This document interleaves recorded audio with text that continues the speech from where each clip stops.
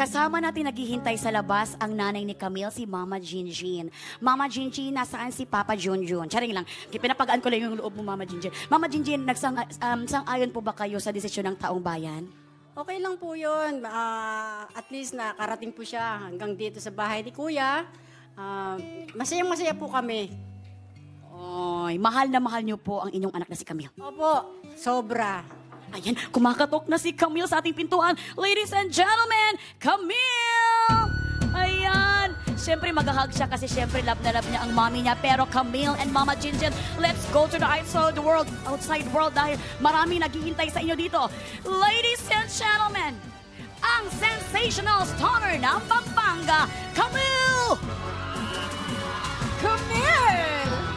Grabe Hi, yung Camille! pagkabanggit sa'yo ni Mela. Camille! O, diba? Pero syempre, Camille, welcome back sa Outside World. Alam namin, medyo emotional ka ngayon at maraming tumatakbo sa isip at puso mo. Pero maliban kay Yam-Yam, diretsong tanong na tayo. Sino sa'yo ang karapat-dapat pang mapabilang sa Big Four?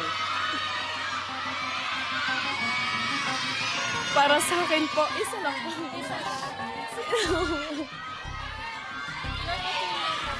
For me po, si Lou po. Si Lou po talaga. Dahil? Never ko po siyang nakitaan na sumuko. Ilang beses ko po siyang nakita na palubog na yung boat niya pero hindi siya talaga sumuko. Sobra. Yan. Maraming salamat sa'yo, Camille. Oo, pero sa gabing ito, sino nga kaya ang isa pa nating evictee at ano ang naganap sa bigating pasabog numero 5? Ang pagbabalik sa Tagum City ni Teen Big Four Lee. Abangan niyo yan. Yes, speaking of kabataang Pinoy, tutukan na rin ang unang pasilip sa next batch of teen housemates sa TV Patrol ngayong darating na linggo. Pero bago yan, heto muna ang pasilip sa third batch of housemates. Let's all watch this.